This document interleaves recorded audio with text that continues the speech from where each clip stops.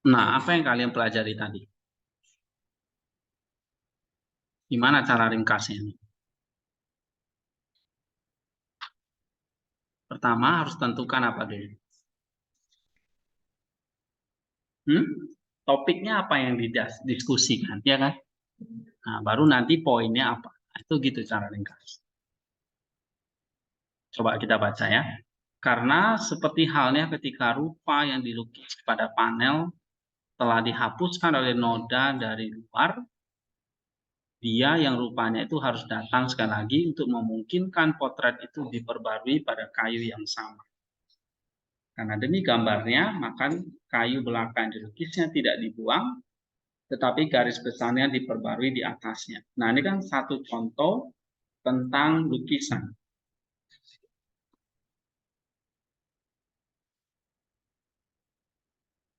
Satu contoh tentang lukisan yang kalau rusak itu gimana cara diperbarui. Nah, kira-kira ini satu metafor untuk inkarnasi. Ya. Nah, Athanasius pakai istilah potret atau gambar karena ya memang manusia itu dicipta menurut gambar alam, menurut gambar sang anak. Nah, sang anak yang adalah gambar itu dianggap sebagai pelukisnya. Nah, ketika lukisannya itu rusak, siapa yang bisa memperbarui lukisannya? Ya sang pelukis, gitu. Ya. Nah, makanya dengan cara yang sama juga anak Bapak yang paling kudus sebagai gambar Bapak datang kepada kita untuk memperbarui manusia yang pernah dibuat menurut rupanya. Menemukannya sebagai orang yang tersesat, ya, maksudnya kita dengan pengampunan dosa. Seperti yang dia katakan di dalam Injil, aku datang untuk menemukan dan menyelamatkan yang hilang. Oleh karena itu, ia juga berkata kepada orang-orang Yahudi, kecuali seorang manusia dilahirkan kembali bukan berarti seperti yang mereka pikirkan, kelahiran dari wanita, tetapi berbicara tentang jiwa yang dilahirkan dan diciptakan kembali dalam rupa gambar Allah. Nah itu, kecuali seorang manusia dilahirkan kembali. Berarti inkarnasi ini menjadi satu-satunya cara ya untuk menciptakan kembali dalam rupa gambar Allah. Nah, misalnya 2 poin ini ya. 1 dan 2. Nomor 2-nya mana ini? Ini kan poin 3 ya. Nah, 1, 2 poin ini kalau kalian ringkas apa?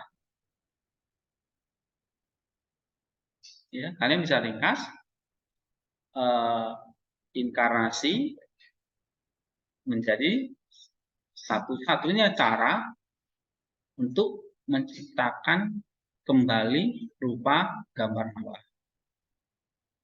Atau sang pelukis harus memperbaiki lukisannya kembali, ya, dengan jalan menjadi manusia. Coba kita lihat nomor 3. Tetapi karena penyembahan berhala dan kefasikan liar menguasai dunia dan pengenalan Allah disembunyikan, bagian siapakah yang harus mengajarkan kepada dunia tentang Bapa? Nah, di sini manusia mungkin ada yang mengatakan, ya, tetapi untuk bukan kekuatan manusia untuk menembus kemana-mana di bawah matahari, karena mereka tidak memiliki kekuatan fisik untuk berlari sejauh itu. Dan mereka juga tidak akan dapat mengklaim kepercayaan dalam hal ini. Dan juga tidak cukup bagi mereka sendiri untuk menahan tipu daya dan pemaksaan roh jahat. Nah, 3 ini maksudnya apa ini? Ini karena manusia sudah jatuh di dalam penyembahan berhala dan kefasikan atau kejahatan, maka tidak mungkin dengan kekuatan manusia itu bisa memperbaiki gambarnya sendiri. Nah, itu maksud Athanasius. 4, karena di mana semua orang terpukul dan kebingungan dalam jiwa karena tipu daya roh jahat, dan kesombongan berhala-berhala, bagaimana mungkin mereka dapat memenangkan jiwa manusia dan pikiran manusia, sedangkan mereka bahkan tidak dapat melihatnya. Ya, apalagi roh-roh jahat.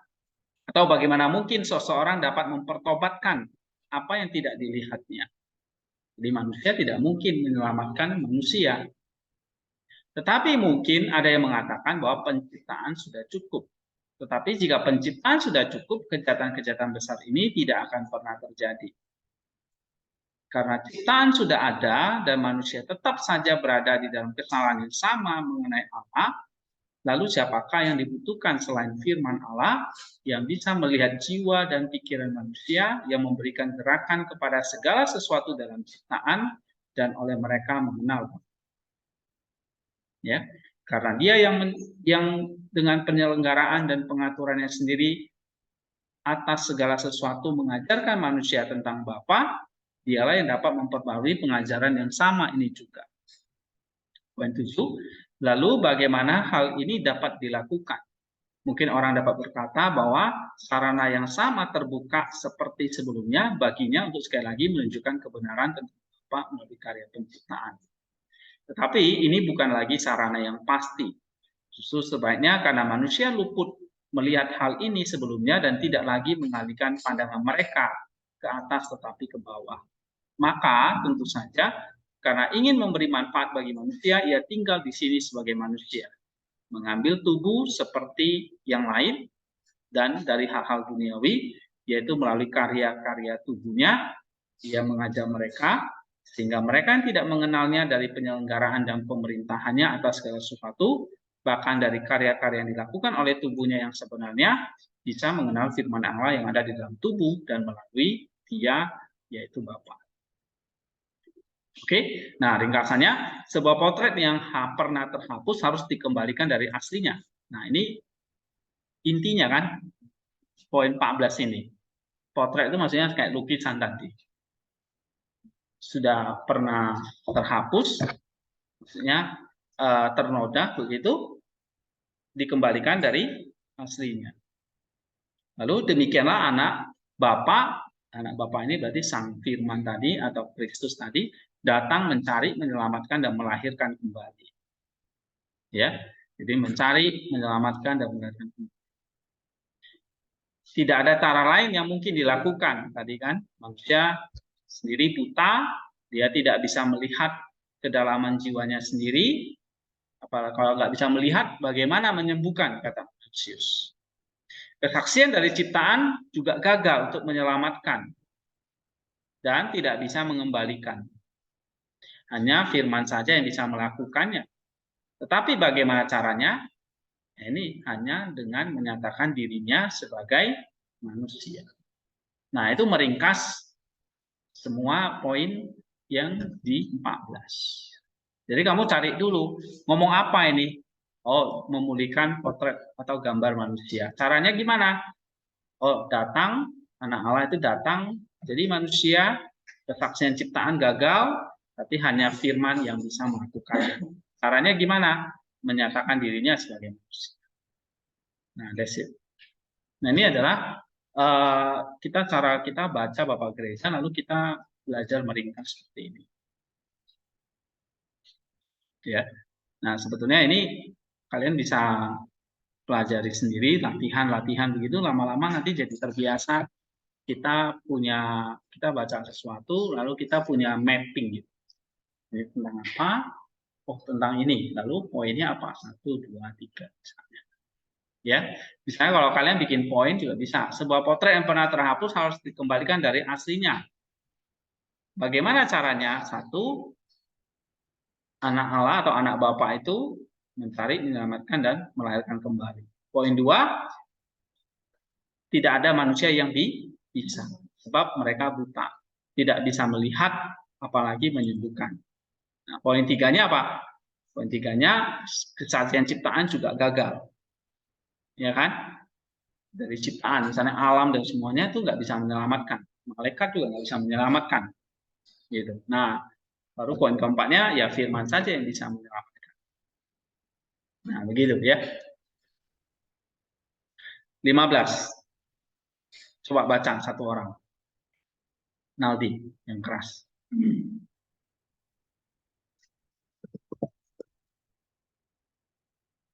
Kamu punya laptop kan? Nah, bisa baca di sini. Ya.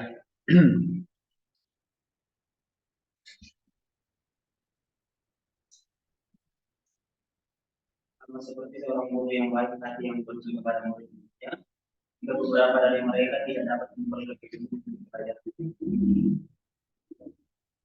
dan ini juga firman Allah yang juga dikatakan Paulus karena melihat di dalam tahu bahwa di dalam nikmat Allah dunia oleh nikmatnya tidak mengenal Allah, maka adalah kehendak Allah yang baik melalui firman yang diberitakan yang akan berdiri. Oke. Jelas poin 1 itu selalu menjadi topik utamanya. Tentang apa ini? Nah, coba kalau kamu ringkas 2 kalimat di situ tentang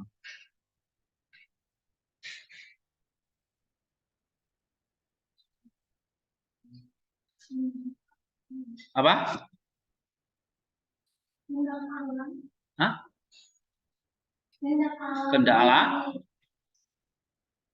Kehendak Allah menyelamatkan manusia.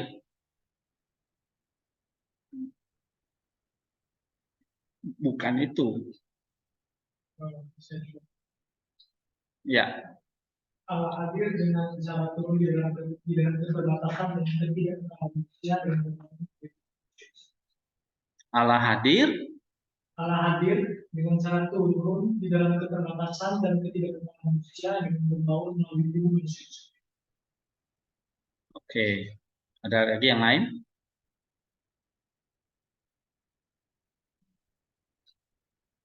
Ini kan maksudnya apa? Manusia. Kenapa sang anak itu harus jadi manusia? Salah satunya ini juga supaya manusia apa? Supaya dia bisa mengajar sehingga akhirnya manusia bisa memahami. Ya. Nah, memang kadang-kadang apa ya? Mesti baca 1-2 kali gitu, 2 kali lah, ini tidak untuk memahaminya. Oke. Jadi ini alasan atau mengapa sang anak atau anak bapak tadi turun jadi manusia. Supaya apa? Iya, supaya dia bisa mengajar mereka sehingga dia bisa memahami. Jadi dia turun sampai ke tingkat pemahaman manusia dan memakai pikiran manusia. Sehingga dia jadi tahu, oh, tingkat pemahaman manusia itu segini. Dia ajarkannya segini gitu. Ya, itu poinnya. Nah, makanya di sini kamu lihat tuh. Sang firman merendahkan diri terhadap keasikan manusia dalam hal-hal jasmani. Ya, maksudnya contohnya itu pikiran atau pemahaman manusia. Oke. Nah, bahkan dengan mengambil tubuh. Ya, maksudnya jadi seperti manusia. Nah, poin 2.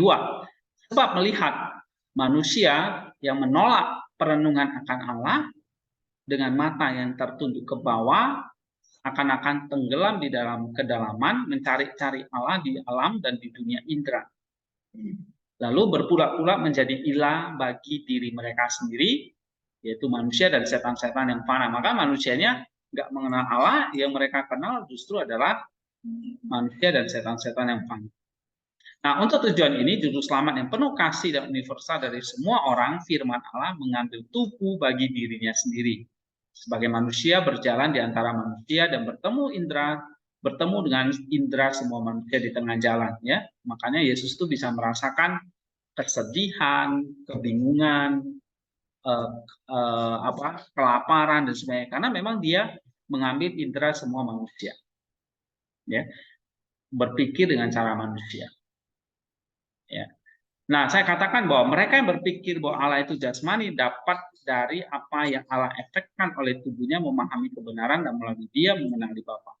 Jadi, manusia seperti mereka dan manusia dalam semua pikiran mereka pada objek apapun yang mereka tujukan pada indera mereka, di sana mereka melihat diri mereka bertemu di tengah jalan dan diajar kebenaran dari setiap sisi. Ya. Sebab jika mereka memandang dengan kagum kepada ciptaan, namun mereka melihat bagaimana ciptaan itu mengakui Kristus sebagai Tuhan, atau jika pikiran mereka terpengaruh terhadap manusia sehingga mereka menganggapnya sebagai ilah-ilah. Namun dari karya-karya juru selamat sehingga mereka membandingkannya juru selamat sendiri di antara manusia yang tampak sebagai anak Allah, karena tidak ada karya-karya yang dilakukan di antara manusia lainnya seperti yang telah dilakukan oleh firman Allah. Jadi maksudnya ini apa? Firman Allah itu jadi manusia supaya apa? Supaya manusia itu nanti bisa berbalik dari pikiran-pikiran atau ilah-ilah yang mereka ciptakan sendiri. Sebetulnya tidak ada ilah, ya kan? Tidak ada yang namanya dewa, tidak ada namanya manusia superpower, tidak ada namanya apa? Siluman lah, tak apa gitu ya. Karena itu bukan ciptaan Allah. Allah itu cuma mencipta apa?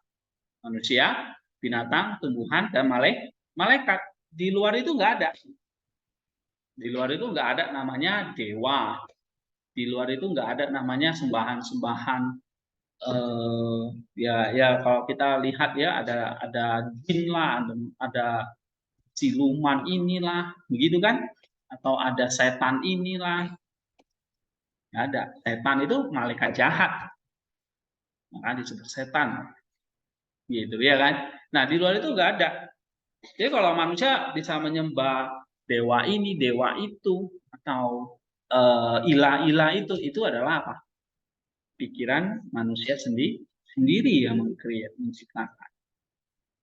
Makanya manusia menciptakan pikirannya sendiri, menyembah pikirannya sendiri, karyanya sendiri. Gitu. Oke? Nah, jika mereka berprasangka buruk terhadap roh-roh jahat, bahkan namun melihat roh-roh itu diusir oleh firman, mereka harus tahu bahwa hanya dia, firman Allah, yang adalah Allah, dan bahwa roh-roh itu bukan siapa-siapa. Ya, jadi kalau ada roh jahat atau setan, iblis, mereka bisa menyamar sebagai apa? Malaikat terang, dan sehingga kita menyembah mereka. Padahal mereka adalah roh-roh jahat yang sudah terusir dari Firdaus, gitu. Bukan siapa-siapa, kata Athanasius. Nah, tetapi itu yang dicari oleh manusia sekarang. Ya. Nah, atau jika pikiran mereka telah tenggelam bahkan sampai ke alam maut, mereka menyembah pahlawan-pahlawan, dewa-dewa yang dibicarakan dalam pujangga-pujangga. Ya, konteks zaman itu banyak menyembah dewa-dewa Mesir, ya, dewa matahari. Di Yunani itu ada dewa macam banyak sekali, ya, Zeus dan sebagainya. Nah, itu atau bahkan pahlawan-pahlawan yang sesama, ya, misalnya kayak dalam cerita mitologi Yunani itu ada Hercules dan sebagainya, itu disembah juga sebagai pahlawan. Ya, saya kira dalam budaya, dalam mitologi tiap peradaban di dunia, ya, itu ada pahlawan-pahlawannya dan disembah sampai sekarang. Oke, nah, nah, kalau kita lihat, kita bandingkan misalnya dengan kebangkitan Juru Selamat, mereka harus mengakui bahwa semua itu adalah ilah-ilah palsu, bahwa Allah sajalah yang benar, firman Bapa yang dari Tuhan, bahkan maut atas maut sekalipun. Oke, nah alasan inilah ia dilahirkan, tampil sebagai manusia dan mati dan bangkit, ya, untuk apa? Menumpulkan, melemparkan ke dalam bayangan karya-karya semua manusia sebelumnya oleh karyanya sendiri. Sehingga ke arah manapun bias manusia mungkin terjadi, dari sana ia dapat memanggil mereka kembali dan mengajarkan mereka tentang Bapaknya sendiri yang benar. Seperti yang dikatakannya sendiri, aku datang untuk menyelamatkan dan menemukan apa yang telah hilang. Nah, so kita sudah dapat nih gambaran besarnya. Ya, firman Allah datang untuk apa? Mengajar tentang kebenaran firman Allah kepada manusia. Supaya apa? Manusia menyingkirkan semua tahayul. Tahayul itu apa? Kayak menyembah alam, menyembah sesama manusia, menyembah iblis, ataupun orang mati. Nah, Kristus mengatasi semua itu. Dia menunjukkan dirinya sebagai Tuhan atas semua mitologi, atas semua apa? Cerita-cerita khayalan manusia atau karya-karya manusia. Nah, itu poin 15.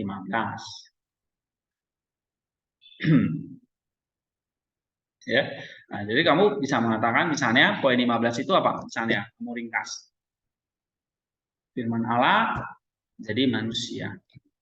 Supaya manusia bisa menyingkirkan cerita-cerita atau semua tahayul yang diciptakan oleh manusia sendiri.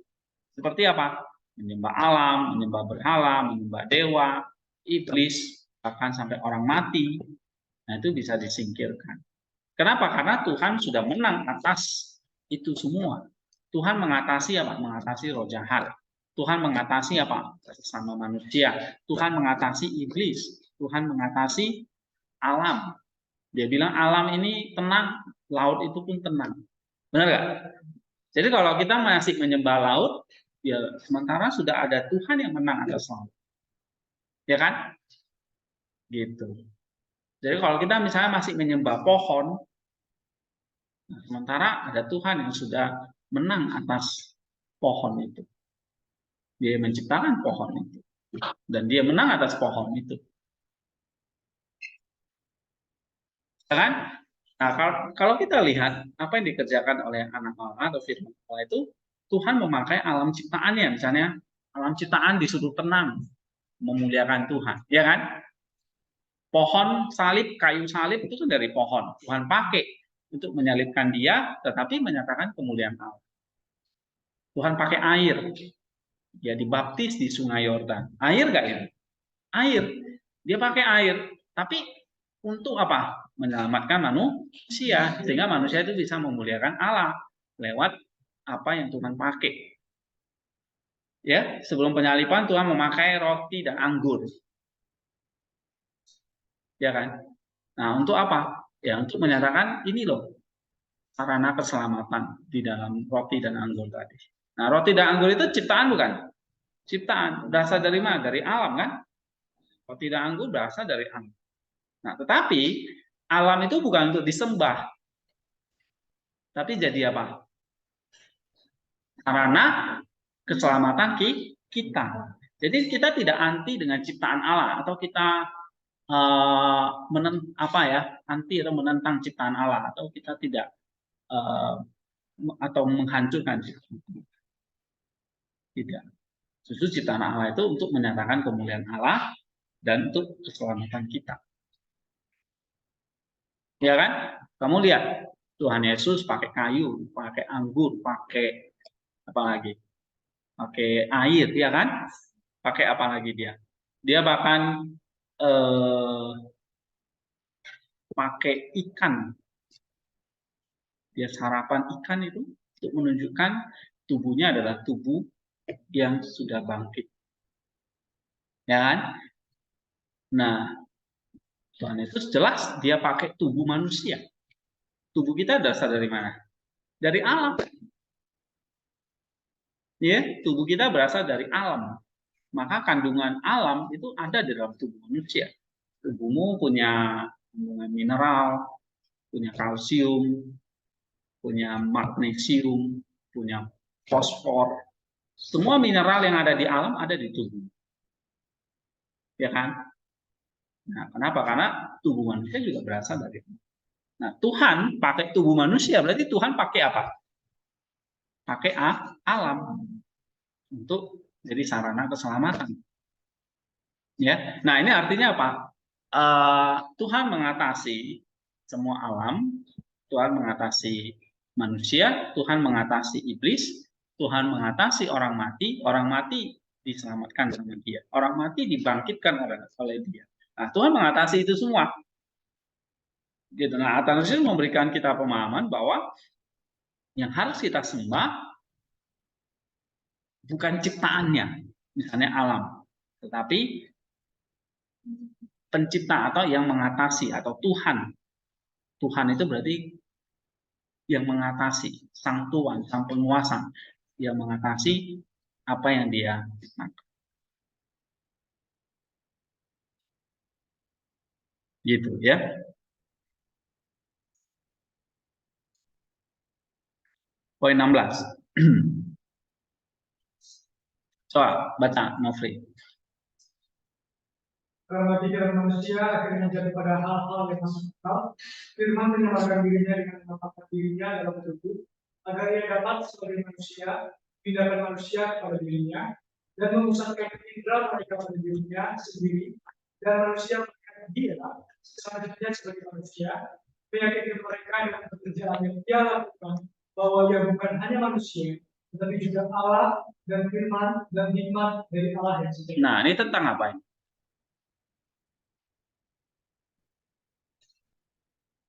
Jadi, inkarnasi itu apa?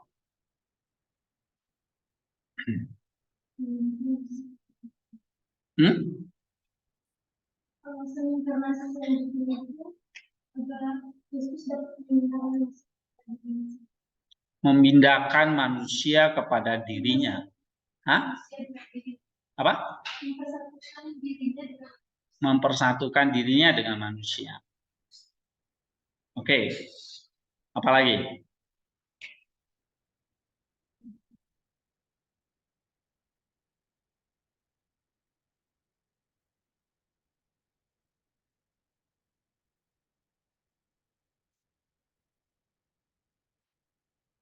Oke. Jadi supaya apa? Supaya manusia itu bisa melihat dia dengan indera-indera manusia itu bahwa memang dia jadi manusia, tapi dia juga adalah Allah yang sejati. Ya. Karena memang pikiran manusia itu kan jatuh pada hal-hal yang masuk akal. Nah, maka Yesus juga mengajarkan dengan memakai pikiran manusia. Ya. Atau di sini dikatakan memusatkan indera mereka pada dirinya sendiri. Ya, supaya manusia bisa melihat dia sebagai manusia. Dan mereka jadi yakin bahwa apa yang dikerjakan oleh Kristus itu memang adalah menunjukkan bahwa dia adalah manusia dan Allah. Oke, mungkin poin 2 nanti akan lebih jelas. Coba baca, Riko. Poin 17. Ini juga yang Paulus maksudkan ketika ia berkata supaya kamu berakal dan berdasar di dalam kasih, supaya kamu bersama-sama dengan semua orang kudus dapat memahami dengan sempurna betapa lebarnya dan panjangnya dan tingginya dan dalamnya kasih Kristus yang melampaui segala pengetahuan sehingga kamu dapat dipenuhi sampai kepada seluruh kepenuhan Allah. Oke, nomor 2. Paulus berkata itu kan. Coba nomor 3. Sebab oleh firman yang menyatakan dirinya dan di atas di dalam penciptaan, di bawah di dalam menjadi manusia, di kedalaman, di hadis dan di keluasan di dalam dunia. Segala sesuatu telah dipenuhi dengan pengenalan akan Allah. 2 dan 3 itu ngomong apa?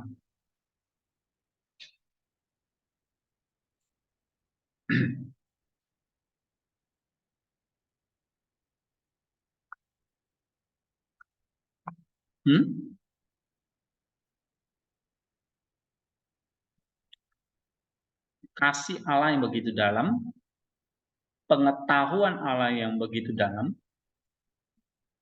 ya kan? Nah, ini yang harus diselami oleh manusia, bukan jatuh dalam berhala, tetapi jatuh dalam pengenalan akan Allah. Nah, itu maksudnya, ya. Nah, sehingga dia perlu datang nih jadi manusia supaya manusia itu masuk dalam pengenalan dan kasih Allah. Oke? Nah, nomor 4, baca Doiman. Nomor 4. Karena alasan ini setelah sudah kami Yang keras, yang keras. Dengan mempersembahkan tubuhnya saat mati dan membangkitkannya dengan cara ini pihak dirinya sendiri tidak kelihatan, tapi yang membuat dirinya cukup kelihatan dengan apa yang tinggal di dalamnya dan pekerjaan seperti itu, dan menunjukkan tanda-tanda seperti itu yang membuatnya dikenal bukan lagi sebagai manusia tetapi sebagai. Nah, maksudnya apa itu? Tadi kan dia berinkarnasi supaya manusia itu dipenuhi akan pengenalan dan kasih Allah. Ya kan? Nah, nomor 4.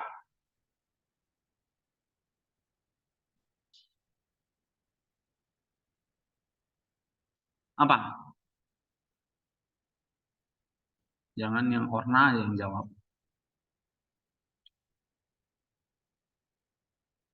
Apa? Eka.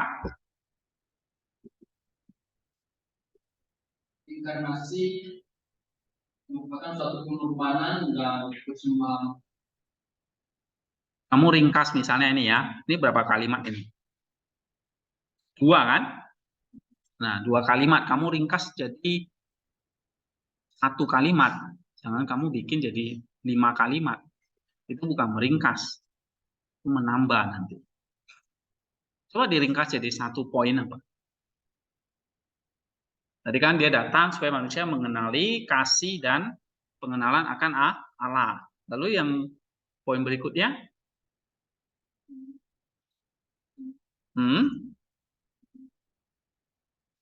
Inkarnasi membuat Yesus itu kelihatan. Supaya apa? Supaya kalau kelihatan bisa menunjukkan apa? Tanda-tanda. Tanda-tanda apa? Tanda-tanda yang membuat manusia itu bisa mengenalnya sebagai manusia. Bukan hanya itu saja, tapi juga sebagai Allah. Sebagai manusia, iya, dia bisa dilihat, disentuh, diraba. Tapi sebagai Allah apa? Dia bisa mati dan bangkit. Dia kan mempersembahkan tubuhnya sampai mati dan membangkitkannya kembali. Itu sebagai Allah. Tapi sebagai manusia apa? Sebagai manusia ya tadi tanda-tanda yang bisa dilihat oleh manusia. Sama kayak kita melihat sesama. Saya bisa melihat kamu bisa melihat saya. Saya bisa melihat kamu lagi ngantuk-ngantuk ya, karena kamu manusia, saya bisa melihat. Ya kan? Kamu bisa melihat saya. Gitu. Kamu bisa melihat tanda-tanda saya sebagai manusia. Tetapi tanda-tanda sebagai apa? Allah apa yang kamu lihat? Dalam diri saya? Nggak ada. Saya nggak, karena saya bukan Allah. Kalau saya Allah, saya udah tahu tadi. Amplop ini hilang, siapa yang curi, saya udah langsung tahu. Ngerti maksud saya? Tapi sebagai tanda manusia, kamu bisa lihat nggak? Bisa. Oh, saya bisa marah, saya bisa merasa apa? Kehilangan kan sebagai manusia itu, lupa, jatuh dan sebagainya, iya kan? Nah, tapi kalau Yesus apa? Dia bukan hanya manusia, tapi juga sebagai Allah firman atau firman Allah. Artinya apa? Dia bisa mati sebagai manusia, bangkit sebagai Allah. Gitu. Oke, sekali lagi, Eka, kamu ringkas 1 poin ini. 1 kalimat yang pendek.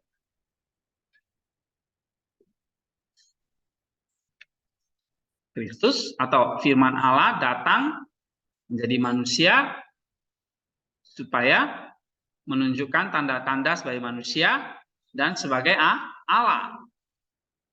Ya kan? Nomor 5. Coba Herni baca. Karena dengan menjadi manusia, sang juru selamat dengan Yosef itu 2 mereka pindah. Pertama, adalah mau dari kita dan kalau kita kembali. Kedua, menjadi tidak kita dan tidak kelihatan. Telah menyatakan dari buat dirinya dikenal sebagai referensi sebagai kuasa dan raja Allah. Nah, udah jelas kan? Nomor 5 itu kayak kalimat penutupnya, kesimpulannya kan? Nah, ini kamu bisa meringkas nih. Dia jadi manusia supaya apa? Supaya dia menyingkirkan maut, itu pasti ya, memperbarui kita. Yang kedua apa? Supaya kita bisa mengenal dia lewat karya-karyanya. Tadi ajaran dia, kasih dia, begitu. Nah, inilah yang kita pelajari kan Terus sebabnya kamu kok baca kitab suci nih, kok belajar teologi nih, kok belajar Bapak gereja bahkan lebih dalam lagi. Kenapa? Ya karena kita mau melihat apa sih yang dilakukan oleh Kristus, tanda-tandanya apa? Oh, dia mengajar apa? Seperti ini. Kasihnya seperti ini gitu. Ya, pengetahuan yang diajarkan kepada kita itu seperti ini. Nah, jadi kita bisa merasakan Tuhan lewat tanda-tanda yang dia tunjukkan, lewat indera kita. Kita belajar tentang Tuhan lewat indera kita. Misalnya apa di sini? Kamu bisa menyentuh kitab suci itu, ya kan? Kamu bisa berdoa dia, berkata-kata, membaca tentang dia, kayak gitu.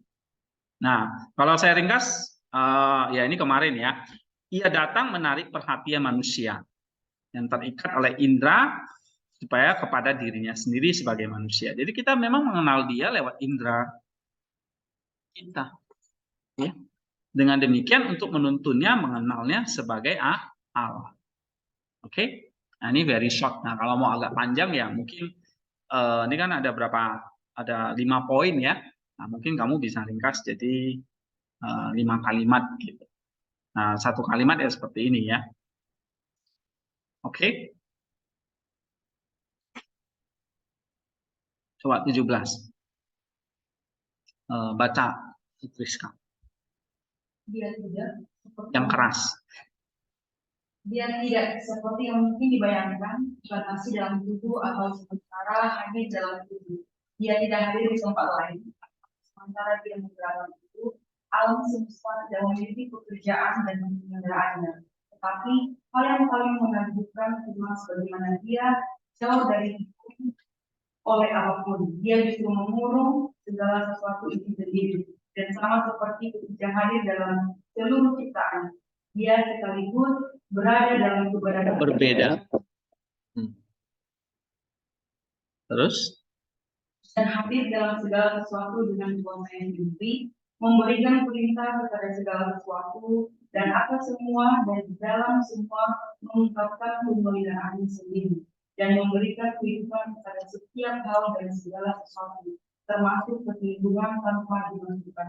Tetapi berada di dalam Bapanya sendiri saja secara keseluruhan dan dalam segala hal. Oke. Nah, ini kata-kata yang sangat dalam nih. Coba. Tentang apa ini? Topiknya apa? Dia selalu di poin 1 itu. Nah, poin 2, poin 3 itu penjelasannya. Ya. Jadi tentang apa ini?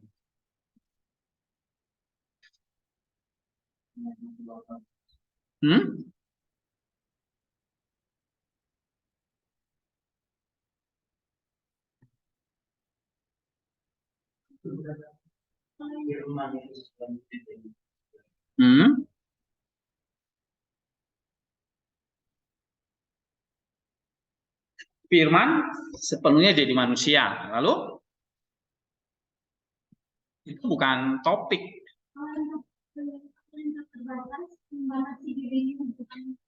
Oke. Apa? Hal yang terbatas membatasi dirinya di dalam manusia. Oke, Allah yang tak terbatas akhirnya dibatasi di dalam tubuh atau di dalam fisik jasmani. Artinya apa? Dia yang tak terbatas. Nah, sekarang posisinya apa? Terbatas di dalam tubuhnya. Tetapi, kalimatnya jangan berhenti. Tetapi apa? Pada saat dia jadi manusia di dalam tubuh yang terbatas, tapi pada saat yang sama, tetapi pada saat yang menakjubkan, nah nih, tetapi hal yang paling menakjubkan, walaupun dia dikurung dalam tubuh, ya, tetapi firman itu atau sang kodrat Allah itu apa?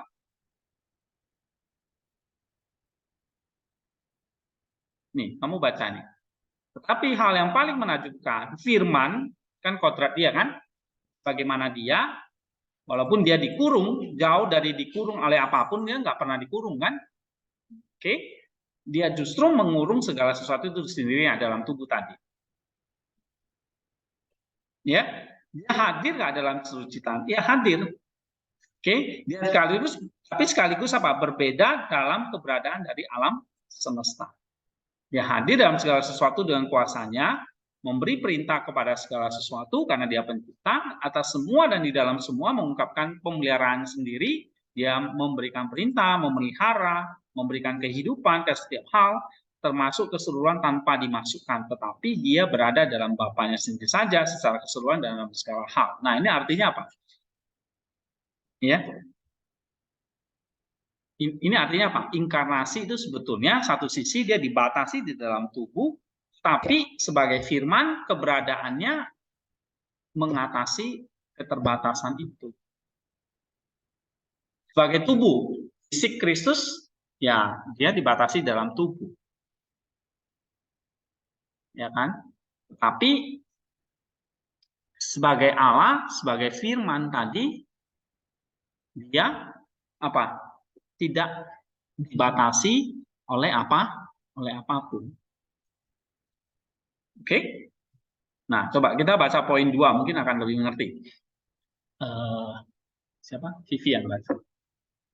Dengan demikian, bahkan ketika hadir dalam tubuh manusia dan dia sendiri yang menciptakannya, dia tanpa ketidakkonsistenan menghidupkan alam semesta juga dan berada di dalam setiap proses alam dan berada di luar keseimbangan dan sementara dikenal dari tubuh oleh karya-karyanya. Dia tidak ternyata dari karya alam semesta. Ya, waktu dia hadir dalam tubuh manusia, ya, dia apa? Dia berada dalam proses seperti manusia dalam alam. Ya kan? Gitu. Oke, itu nomor 2. Nomor 3. Coba Lurusman baca. Karena dalam fungsi jiwa untuk melakukan apa yang berada di luar tubuhnya sendiri yang tidak mempunyai pikiran tanpa itu bekerja di luar tubuhnya sendiri atau bergerak dengan pengambilannya hal yang jauh dari dulu. Tidak pernah yaitu manusia dengan memikirkan apa yang berada di kejauhan. Dengan fakta itu menggerakkan dan menggeser diri. Jika seorang dulu di rumahnya sendiri dan memikirkan undang-undang ini, maka ia dengan fakta itu akan menggerakkan matahari atau membuat langit berputar. Tapi yang melihat bahwa menentukan langit itu bergerak dan memiliki keberadaan apabila benar. Nomor 4 ini apa? Nomor 3 ya.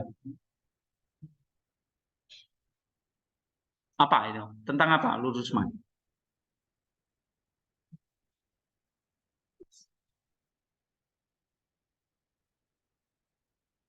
Misalnya, dia kasih contoh nih, kalau manusia memikirkan sesuatu, misalnya dia katakanlah dia memikirkan tentang bintang,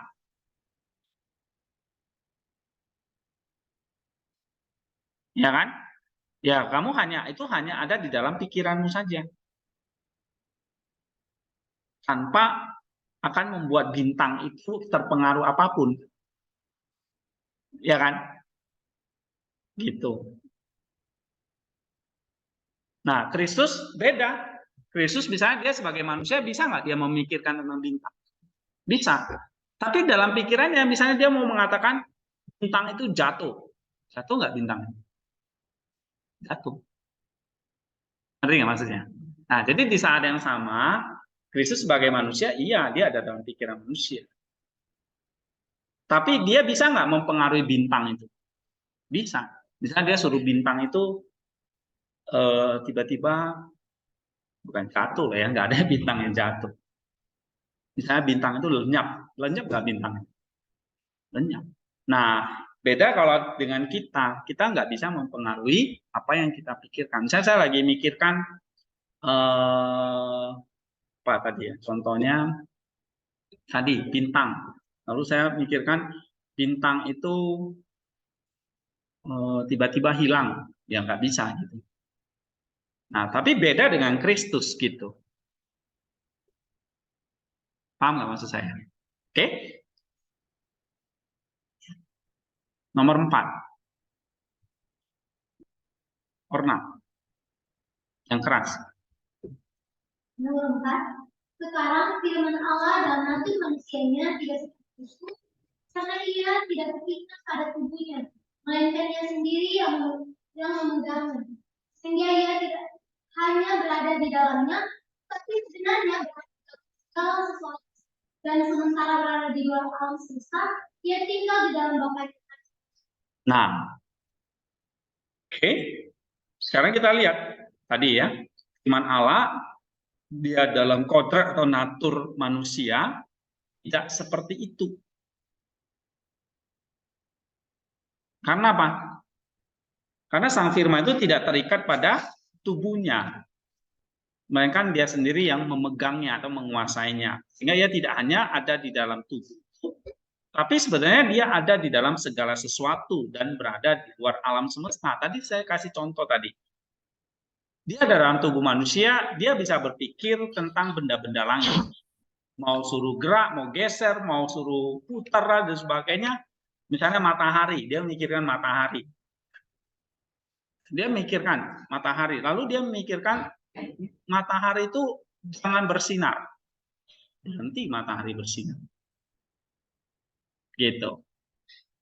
Ya, nah ini artinya apa? Ini artinya dia memang berada dalam tubuh, tapi dia tidak dibatasi oleh tubuh. Kenapa kok dia bisa memerintahkan matahari itu tidak bersinar? Karena dia adalah sang firman yang punya kuasa itu. Ya kan? Nah, kalau dia adalah sang firman, maka dia juga tinggal di dalam sang Bapa. Pada saat dia berinkarnasi, bukan berarti dia sudah di luar Bapa.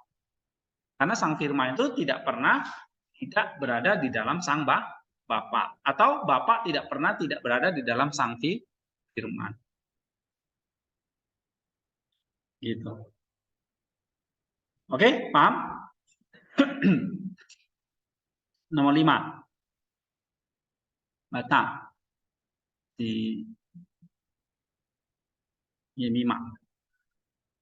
Dan ini adalah hal yang luar biasa bahwa ia sekaligus berjalan sebagai manusia dan sebagai Tuhan yang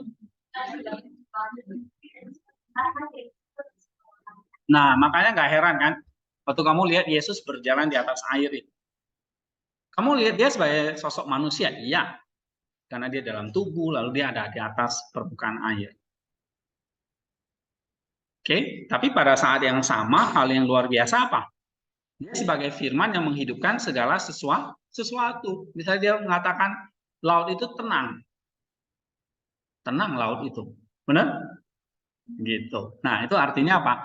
Dia sebagai firman yang menghidupkan segala sesuatu.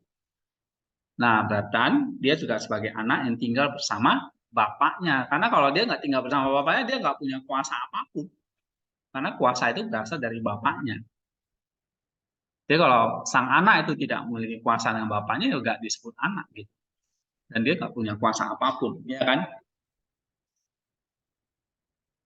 Sehingga bahkan ketika anak dari itu melahirkannya, ia tidak mengalami perubahan apapun, dan dengan berada di dalam itu, kemuliaannya tidak menjadi sinar, tapi sebaliknya ia menguduskan tubuh itu. Nah, ini artinya apa? Waktu dia ada di dalam tubuh, ya, bukan berarti kodrat Allahnya atau firman Allahnya berubah. Atau dia tidak lagi jadi firman. Tidak. Tapi waktu dia di dalam tubuh, bukan berarti tubuh itu bukan tubuh manusia. Ya, tetap adalah seperti tubuh dari anak darah itu atau tubuh manusia. Tapi justru apa? Waktu dia memakai tubuh, disitulah dia menguduskan tubuh itu. Karena dia sang firman yang kudus, dia tidak mungkin tinggal di dalam tubuh yang tidak kudus. Pasti tubuhnya itu sebagai wadah tadi dikuduskan dulu. Nah, tubuh yang kudus itulah yang kita sebut sebagai tubuh yang sudah terbebas dari dosa. Sehingga memang di dalam Kristus tidak ada dosa. Di dalam tubuh Kristus tidak ada dosa. Ya, karena tubuhnya sudah dikuduskan. Nomor 6, baca lagi ya Mima. Karena bahkan dengan berada di dalam tahun, ia tidak berbagi dalam usahanya, tetapi sebaliknya segala sesuatu di hidupnya dan ditopang. Nah, waktu sang firman itu jadi manusia, jadi daging, jadi tubuh, apakah fungsi dia sebagai firman, sebagai pencipta, sebagai pemberi kehidupan, sebagai penopang kehidupan itu diambil? Enggak. Tetap dia sebagai segala sesuatu yang menghidupkan dan menopang. Ya, tadi apa buktinya? Buktinya dia mengatakan tadi, misalnya contohnya dia bisa menggerakkan bintang-bintang, dia bisa menenangkan laut yang ganas itu. Ya, itu membuktikan segala sesuatu berada di bawah kontrol dia. Nah, ini ada satu perumpamaan yang baik tentang matahari ya. Coba baca lagi, Dewi.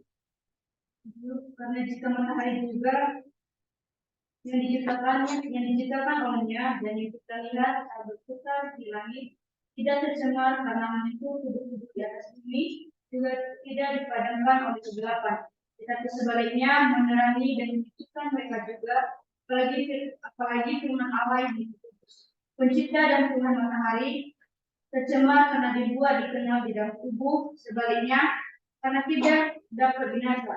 Dia menghidupkan dan menyucikan tubuh juga pada dirinya sendiri karena yang 1 Petrus pasal 2 ayat 22 lakukan.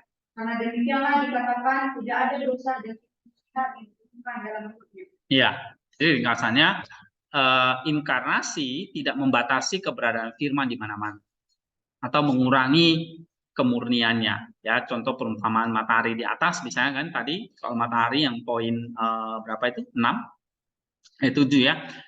Jika matahari juga yang diciptakan olehnya dan kita lihat sangat berputar di langit tidak tercemar karena menyentuh tubuh-tubuh di atas bumi. Ya, sinarnya kan sampai ke kita. Tapi apakah sinarnya sampai sinar matahari itu sampai ke kita lalu karena kita najis lalu mataharinya ikut najis? Enggak pengaruh apa-apa sama mataharinya. Oke? Nah, sama Kristus yang terang itu menerangi kita, menyucikan kita, dia tidak tercemar oleh karena kita. Ya kan? Gitu. Nah, di sini dikatakan tidak mengurangi kemurniannya. Kristus pada saat yang sama adalah Allah dan dia menopang alam semesta, berjalan sebagai manusia dan tinggal bersama Bapa. Oke, ini kira-kira ringkasannya ya. Nah, kalau kalian ringkas misalnya nih 7 poin ini. Tentang apa ini?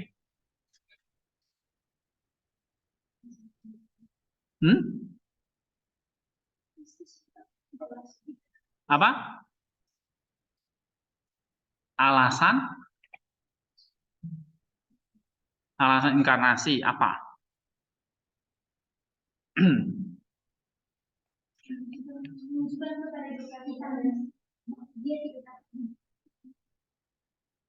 Bahwa dia tidak dapat dibatasi di dalam tubuh. Tapi pada saat yang sama dia juga tadi firman Allah yang menghidupkan dan menopang segala sesuatu. Nah, kira-kira itu poin ringkasannya ya. Ya, jadi Athanasius itu bisa berpikir sampai sejauh itu. Kalau dia di dalam tubuh, berarti dibatasi dong oleh tubuh. Benar. Tapi satu sisi dia juga adalah Allah. Apa buktinya dia bukan seperti kita, manusia yang biasa?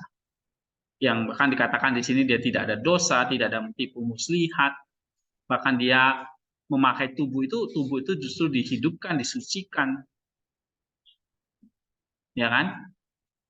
Nah, tadi bisa ambil tadi contoh perumpamaan matahari tadi. Ya.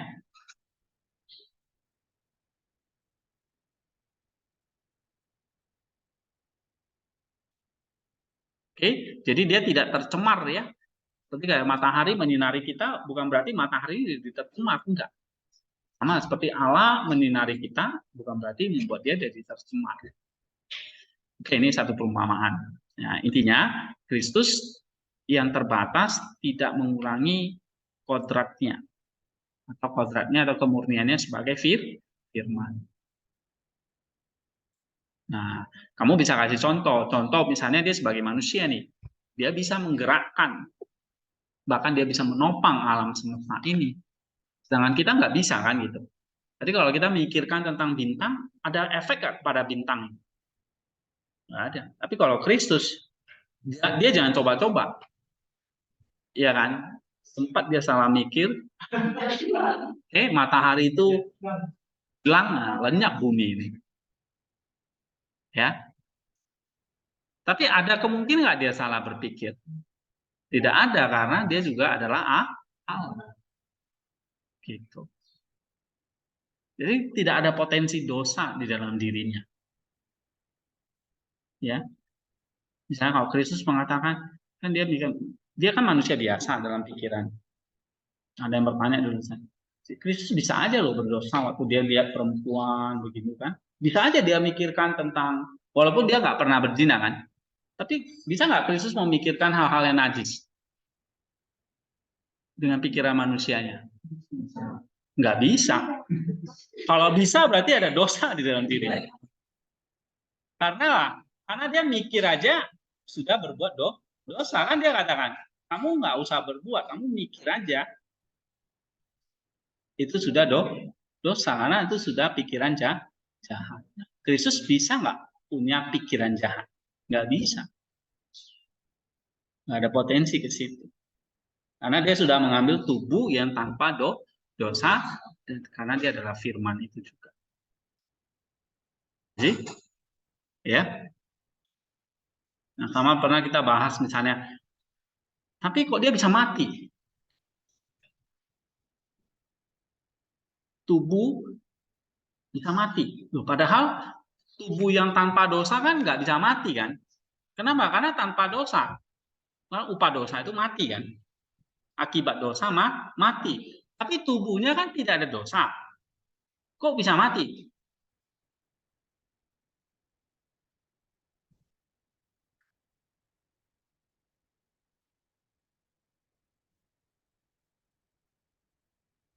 Hah? Ayo.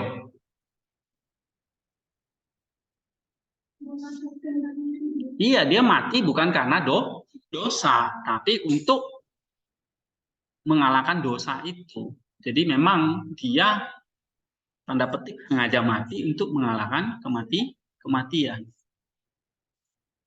Gitu. Ya, jadi dia dengan kerelaannya sendiri menyerahkan nyawanya atau jiwanya, gitu ya. Nah, 2 minggu lalu kita bahas tentang nyawa atau jiwanya Kristus ya. Pak Kristus punya roh 1 atau roh 2, gitu ya. Ini kita udah bahas. Tapi di sini jiwanya itu memang dia secara aktif menyerahkannya kepada Allah. Nah, jiwa yang bernafas ketika diserahkan, diambil, ya tubuhnya mati karena tubuh itu digerakkan oleh daya jiwa atau yang kita sebut dengan nyawa tadi. Nyawa itu ya jiwa yang bernafas tadi, yang ada dalam setiap makhluk hidup, termasuk manusia, ya kan? Nah, jadi Kristus mati bukan karena bukan karena nanti Athanasius bahas ya di bawah bukunya, bukan karena dosa, tetapi memang untuk menghapus dosa. Nah, itu bedanya ya. Oke, sampai di sini.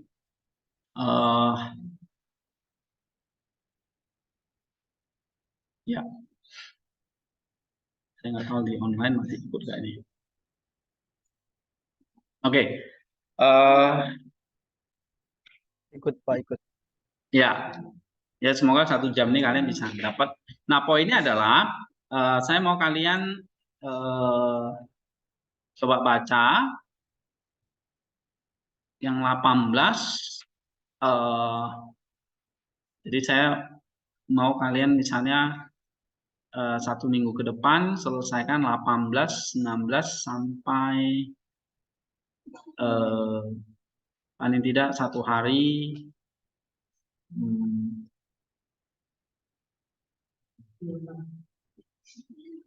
Ini ada 57, 18 sampai 9.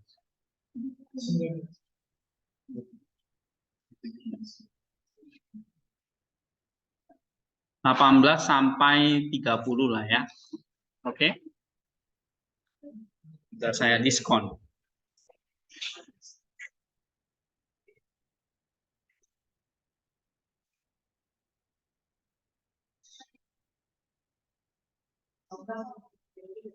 Ya, berarti ada 14 poin kan, 13 poin kan. Ya, itu kan 2 minggu, berarti 1 hari kira-kira 2 poin kalian baca. Ya kan? Supaya dapat 1 hari 2 poin, saya kira itu nggak sulit. Ya. Tapi karena cuma 2 poin bukan berarti terlalu sedikit, terus kalian sama-sama gitu. Ya, karena kalau kebanyakan pun ya tidak. Ya, karena ini saya mau latih kalian semester ini belajar meringkas. Mungkin yang kemarin-kemarin sering paraphrase ya. Nah, sekarang harus dilatih meringkas. Caranya gimana kayak tadi? Poin 1 itu selalu ide utamanya. Ya. Nah, 2 dan seterusnya itu adalah ringkasannya, argumen evidence ya. Ya, analisis Indonesia selalu gitu.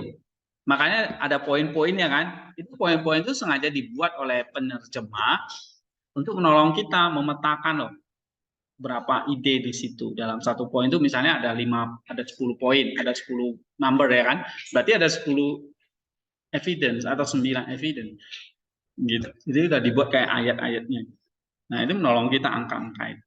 Nah, saya mau kalian baca. Nah, caranya gimana saya tahu kalian ngerti ya? Saya lihat ringkasan kalian gitu. Ya, nah, minggu depan kita akan terus latihan seperti itu sambil nanti kita memahami apa intinya ya, pelajaran-pelajaran tentang dogmatiknya ini. Ya, nah sambil mulai pikirkan topik apa yang mau dipelajari misalnya dari Athanasius ya. Nah nanti memang nanti setelah mungkin pertengahan semester nanti, nah kalian sudah mulai harus dapat topik-topik apa yang mau digali. Ya, ini memang masih Athanasius. Sebetulnya nanti ada Cyril kita bisa pakai ataupun nanti dari buku ini nih.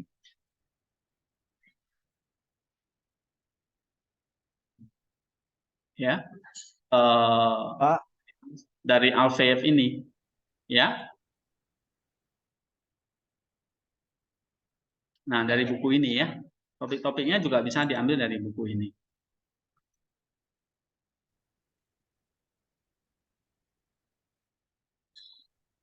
Oke. Nah, tapi saya pikir kalau kalian nanti bisa ambil dari Athanasius itu kan sudah banyak topik.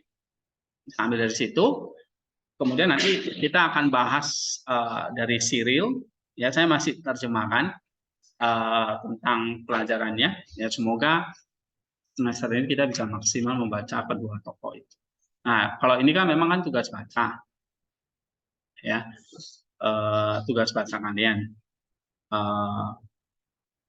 Kalau yang Cyril dan Athanasius itu nanti untuk pelajaran kuliah di kelas, ya. Oke, sampai di sini dulu. Mari kita berdoa. Bapak di surga, terima kasih untuk hari ini kami boleh melalui banyak hal dalam 1 hari ini, pelajaran-pelajaran yang kami terima di kelas ataupun hal-hal yang kami kerjakan.